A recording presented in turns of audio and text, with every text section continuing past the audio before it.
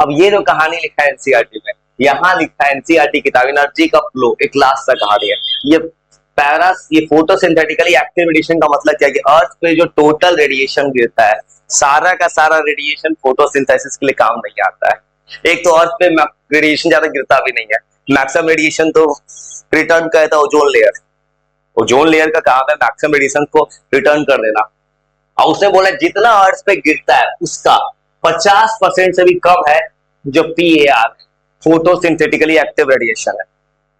और उसके बाद बोल रहा है उसमें से भी 2 से 10% ही ग्रीन प्लांट्स एब्जॉर्ब कर पाता है। तो 10th में था ग्रीन प्लांट्स का काम है सोलर एनर्जी को एब्जॉर्ब करना, वो एनर्जी 10% के रूल से ट्रांसफर होता है। तो ये बोल रहा है कि अर्थ पे जो टोटल रेडिएशन गिरता है उसका 50% से कम ही फोटोसिंथेसिस से काम आ सकता है, और प्लांट्स उसका 2 से 10% ही केवल कैप्चर कर पाता है। और यही छोटा सा अमाउंट पूरे लाइफ को चला रहा है अर्थ पे, प्रोड्यूसर से कंज्यूमर तक। मतलब ये कहां लिखा है 2 से 10% जो लाइट अर्थ पे गिर रहा है फोटोसिंथेटिक लाइट का, और टोटल रेडिएशन अर्थ का गिरता है उसका 1 से 5% ही ऑब्जॉर्व कर पाता है ग्रीन प्लांट्स। मतलब ग्रीन प्लांट्स अर्थ पे जो लाइट गिरता है उसका 1 से 5% ही ऑब्जॉर्व कर पाता है, और टोटल लाइट का 50% से भी कम है जो फोटोसिंथेसिस काम आ सकता है। ग्रीन प्लांट 2 से 10 ही कर पा रहा है। उसके बाद पता है यूनिडायरेक्शनल तो सबको पता है, ट्रॉपिक लेवल है, ये फूड चेन का बात कर रहा है, सनलाइट से एनर्जी ऑब्जॉर्व करता है, प्रोड्यूसर से 10% प्रोड्यूसर, कंज्यूमर में होगा प्राइमरी सेकेंडरी टर्शियरी कंज्यूमर्स जो आगे आएगा फूड चेन में, और डिकम्पोजर्स लास्ट में आएगा सैप्रोफाइट्स। ये एनर्जी रिटर्न नहीं जाता है। थर्मोडायनेमिक्स का रूल लिखा है इसने केमिस्ट्री का कि एनर्जी ट्रांसफर हो रहा है, क्योंकि ग्रीन प्लांट्स ने को खाया है कंज्यूमर ने। एनर्जी ट्रांसफर इसलिए हो रहा है कि सनलाइट का चला गया प्रोड्यूसर के पास, प्रोड्यूसर को खाया कंज्यूमर, कंज्यूमर के पास प्रोड्यूसर का एनर्जी आया, इसके पास इसका एनर्जी आया। एनर्जी ऑलवेज ट्रांसफर होता जा रहा है, एनर्जी का बीच में कहीं लॉस नहीं हो रहा है। ये जो कह रहा है प्रिंसिपल। नीचे कह रहा है इकोसिस्टम को ऑलवेज एक एंट्रोपी चाहिए। सेकंड सिस्टम कह रहा है कि इकोसिस्टम को चलाने के लिए डिसऑर्डर, मतलब इकोसिस्टम को जब भी चलाना है एक सर्टेन सीक्वेंस में एनर्जी चाहिए। एंट्रोपी जो वर्ड यूज किया, एंट्रोपी वर्ड केमिस्ट्री में, एंट्रोपी मतलब होता है रैंडमनेस। एंट्रोपी मतलब होता है कोई चीज चारों तरफ बिखर गया है, वो है एंट्रोपी। मतलब ये बोल रहा है अगर हमारे यूनिवर्स में एंट्रोपी को सजाना है, एंट्रोपी मतलब होता है जैसे रियल लाइफ में किसी का घर में सामान इधर उधर फेंका हुआ है, एंट्रोपी में एटम्स या कुछ रैंडम घूम रहा है, तो एनर्जी लगा के चीजों को सही जगह अरेंज करते हैं। तो वही बोल रहा है कि हमारे इस पूरे सिस्टम में मॉलिक्यूल को सिंथेसिस करना है या इसको काउंटर अटैक करना है, पूरे मॉलिक्यूल का एंट्रोपी को सही करना है, तो कांस्टेंट एनर्जी का सप्लाई चाहिए। क्योंकि एनर्जी मिल रहा है, जैसे कंज्यूमर है, कंज्यूमर को कोई भी एक्टिविटी करना है, फिजिकल एक्टिविटी, इसको एनर्जी देगा प्रोड्यूसर, प्रोड्यूसर को एनर्जी मिल रहा है सोलर एनर्जी से। अगर जब तक सन का लाइट नहीं आया ग्रीन प्लांट्स एक्टिव नहीं होगा, ग्रीन प्लांट्स नहीं होगा तो कंज्यूमर नहीं होगा। मतलब इसके बॉडी में एंट्रोपी करवाना है, रैंडमनेस, कंज्यूमर्स को मूव करवाना है, कंज्यूमर्स को कुछ भी चाहिए, प्रोड्यूसर का एनर्जी चाहिए, और ये दिखा रहा है एनर्जी का फ्लो।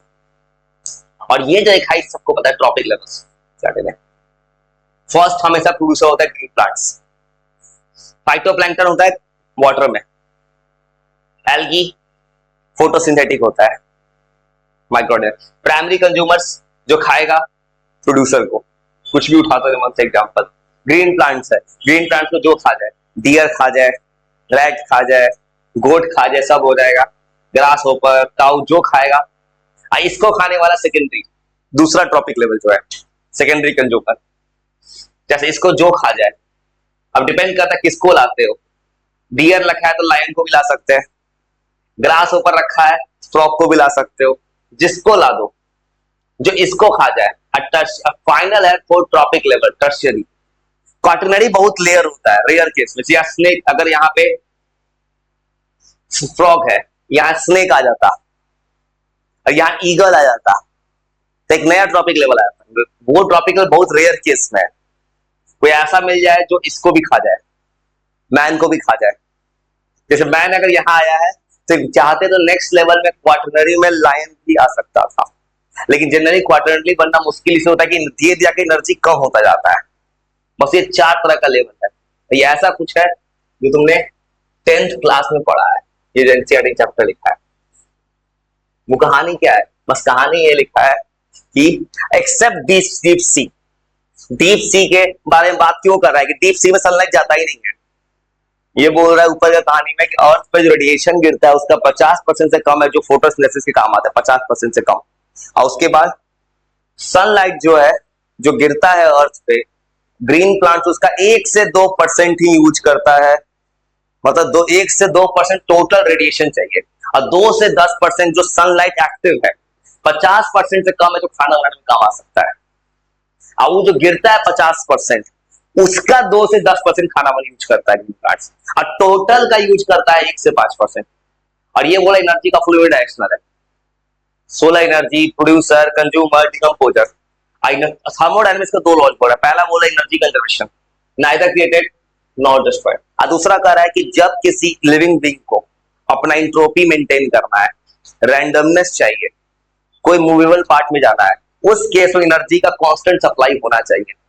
कभी गलती से ऐसा हो गया हमारे पूरे इकोसिस्टम में, एक ट्रॉपिक लेवल डैमेज हो गया, ग्रीन प्लांट्स नहीं होगा तो कंज्यूमर नहीं होगा, प्राइमरी कंज्यूमर नहीं होगा, सेकेंडरी कंज्यूमर नहीं होगा। ये बोल रहा है ट्रॉपिक लेवल। ट्रॉपिक लेवल में 4 लेवल है किताब में, प्रोड्यूसर्स, ग्रीन प्लांट्स, उसमें दिया है फाइटोप्लैंक्टन, एल्गी। उसके बाद होगा प्राइमरी कंज्यूमर जो खाएगा प्रोड्यूसर्स को, उसके बाद सेकेंडरी खाएगा प्राइमरी को, और टर्शियरी खाएगा सेकेंडरी। एकदम आसान सा चैप्टर है ये। और ये लिखा है food chain and food web. Food chain and food web का अंतर क्लास 10th में भी था, दोनों में अंतर, ये 2 वर्ड्स में। फूड चेन होता है एक रेगुलर सीक्वेंस में, फूड वेव होता है multiple connected food chain. Food web में कोई किसी को भी खा सकता है, फूड चेन ऑलवेज एक पर्टिकुलर सीक्वेंस में होता है। किताब में लिखा है कि फूड चेन, इस केस में लिखा है फूड चेन का 2 पार्ट है। पहला बोल रहा है ग्रेजिंग फूड चेन, ऐसा फूड चेन जो ग्रीन प्लांट से स्टार्ट होगा।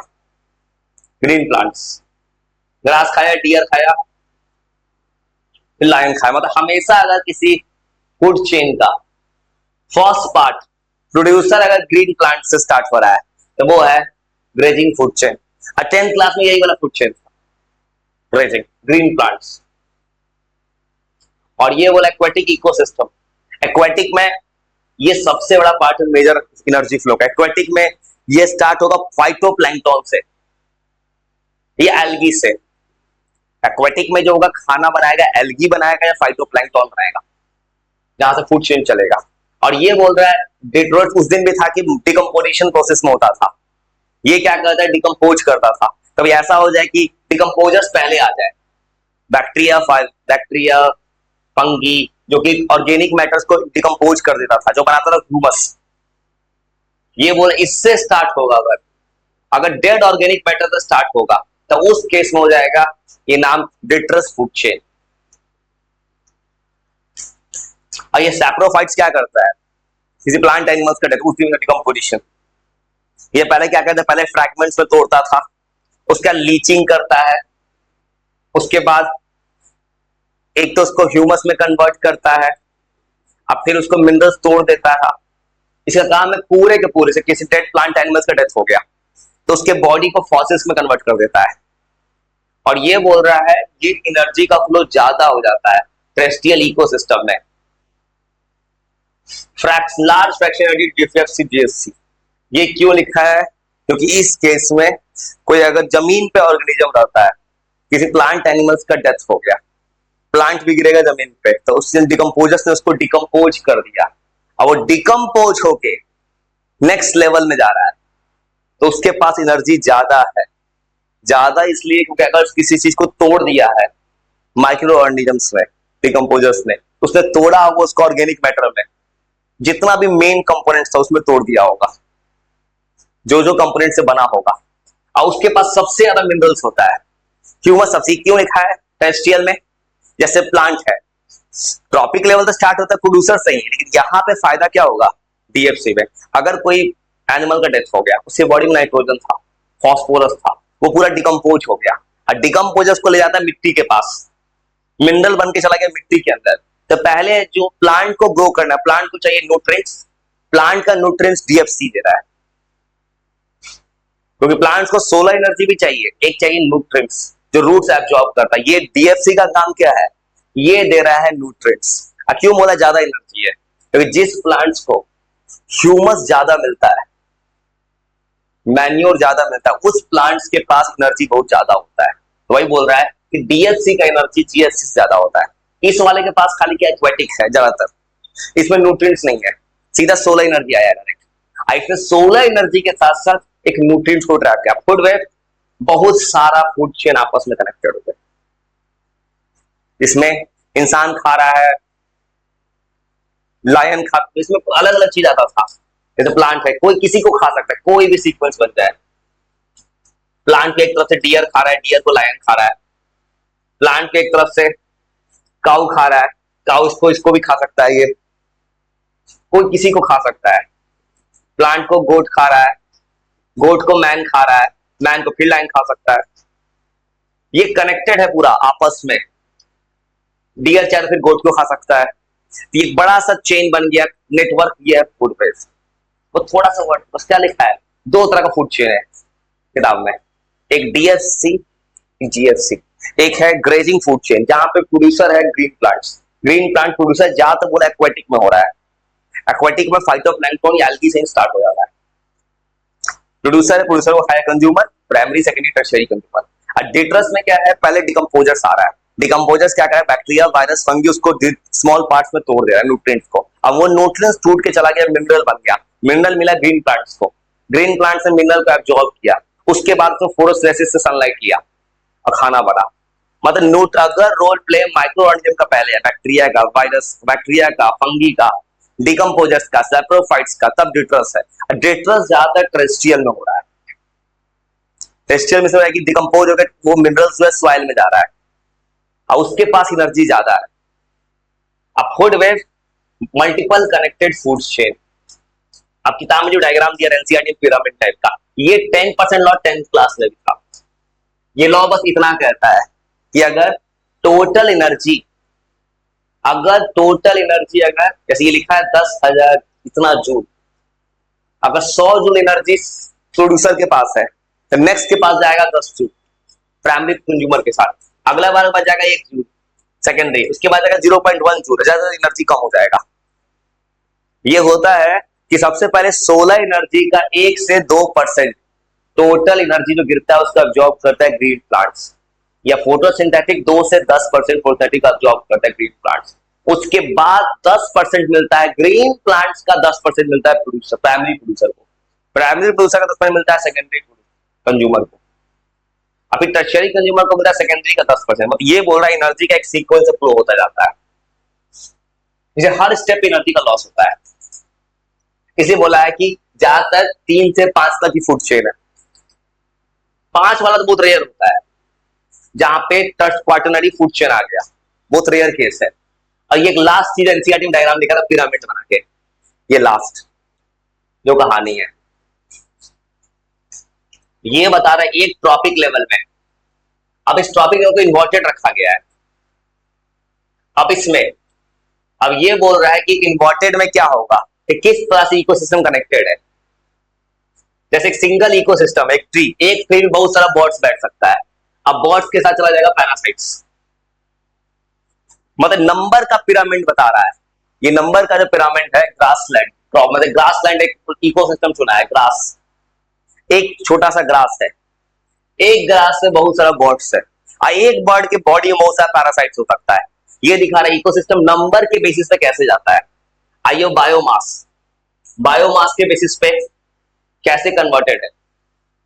जैसे एक समुंदर है, समुंदर में बहुत सारा क्रॉप्स है, फाइटोप्लैंक्टन, और उसको खाया है जूप्लैंक्टन फिश ने। बस ये बोल रहा है बायोमास में भी 10% एक्यूमुलेट होता है कि कौन किसको खा रहा है। समुंदर में फाइटोप्लैंक्टन है, फाइटोप्लैंक्टन को खाया है लार्ज मास ऑफ जूप्लैंक्टन। और ये दिख रहा है छोटा सा प्लांट है, प्लांट अगर कम है तो उस प्लांट को खाने वाला ऊपर वाला ज्यादा है, जूप्लैंक्टन।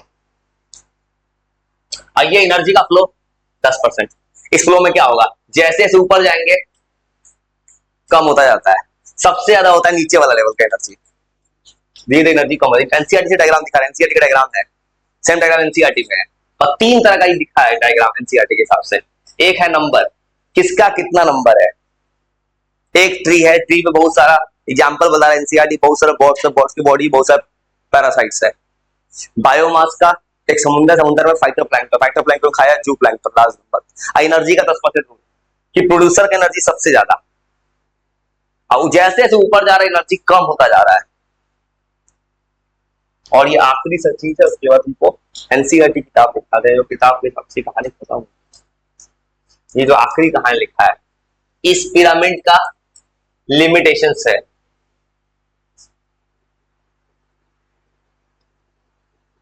और ये क्या बता रहा है, जैसे इसका कहने का है कि एक ही ऑर्गेनिज्म अलग अलग लेवल में हो सकता है। जैसे फॉर एग्जांपल ट्रॉपिक लेवल बनता है, ग्रीन प्लांट तो ऑलवेज है प्रोड्यूसर। ये बोल रहा है कि अगर ऐसा हो जाए, कभी ऐसा हो सकता है कि यहाँ पे डियर आ गया, जैसे यहाँ पे लॉयन आ रहा है, इस केस में डियर है प्राइमरी कंज्यूमर। दूसरा केस हो सकता है गोट आ जाए, उसको इनकेस अगर डियर खा जाए, या जैसे मैन भी खाता है ग्रीन प्लांट्स को, ऐसा भी हो सकता है कि ऐसे मान लो गोट हो जाए। जैसे वाले इंसान का एग्जाम्पल सोचोगे तो ये कह रहा है कि ये लिमिटेशन क्या बता रहा है, लिमिटेशन ये बता रहा है दो अलग अलग फूड चेन है, एक ही इंसान एक ही ऑर्गेनिज्म को लिए हैं। जैसे मैन एक ही ऑर्गेनिज्म है, दो जगह मैन दो लेवल पे है। यहाँ पे कोई ऐसा इंसान ग्रीन प्लांट डायरेक्ट खा रहा है हरा सब्जी, वो उस केस में ये आदमी प्राइमरी कंज्यूमर है, और यहाँ पे इंसान गोट को खा रहा है, यहाँ बन गया सेकेंडरी कंज्यूमर। यही किताब में लिखा है स्पैरो का फॉर एग्जाम्पल। स्पैरो चाहे तो ग्रीन प्लांट्स को खा सकता है, तो प्राइमरी कंज्यूमर है, लेकिन स्पैरो जब इंसेक्ट को खाता है सेकेंडरी बन जा रहा है। मतलब ये फूड चेन बनाने वाला ने इस बात को क्लियर नहीं किया कि एक ऑर्गेनिज्म का फिक्स पोजीशन नहीं है। जैसे लायन, लायन यहाँ पे 3 नंबर पे है, मतलब प्राइमरी है फिर सेकेंडरी है। लेकिन ऐसा अगर बना दे, यहाँ पे आदमी को खा गया लायन, यहाँ पे अगर बना दे मैन, यहाँ बना दे लायन, ये लायन चला गया 4 नंबर पे। यहाँ है लायन सेकेंडरी कंज्यूमर, क्योंकि इंसान खाया ग्रीन प्लांट्स को, लायन खाया इंसान को। यहाँ लायन भाई गोट खाया, गोट इसको खाया, दोनों मनता है। यहाँ पे इसके पास एनर्जी कम मिलेगा, क्योंकि इसने तीसरे लेवल पे खाया है किसी को, यहाँ दूसरा लेवल पे खाया। वही बता रहा है कि पहला लिमिटेशन जो बता रहा है कि एनसीईआरटी के हिसाब से एक ऑर्गेनिज्म अलग अलग लेवल पे है, और दूसरा फूड चेन। और ये बोल रहा है सिंपल फूड चेन जो कि नेचर, ये फूड वेव का बात क्यों कर रहा है, क्योंकि ज्यादातर हमारे नेचर में कोई किसी को खा जाता है। फूड चेन एक कहता है पार्टिकुलर सीक्वेंस में ही होगा, एज्यूम करता है सिंपल फूड चेन कि ऐसा कभी नहीं होता है कि एक सीक्वेंस में कोई किसी को खाता है। हमारे नेचर में क्या है, कोई किसी भी एनिमल को कोई किसी को खा जाता है एक सीक्वेंस में। जैसे ग्रीन प्लांट्स को डियर भी खाता है, गोट भी खाता है, लायन दोनों को खाता है।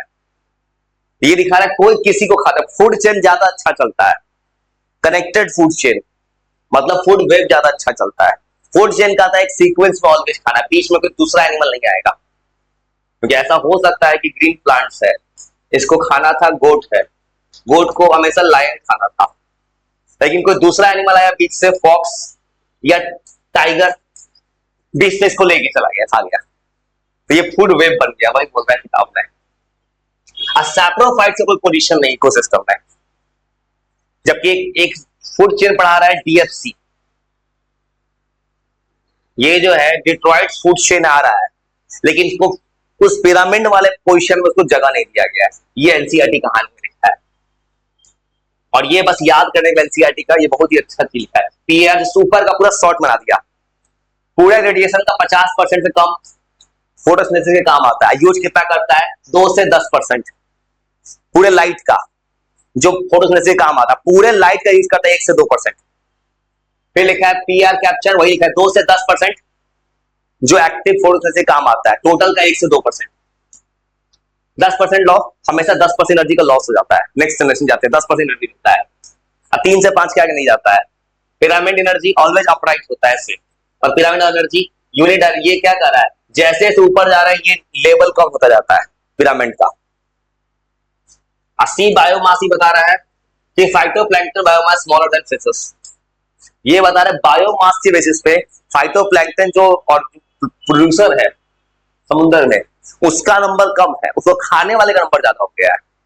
बायोमास के बेसिस पे, एनर्जी के बेसिस पे प्रोड्यूसर ज्यादा है। बस ये छोटा सा कहानी है और सेम चीज तुमको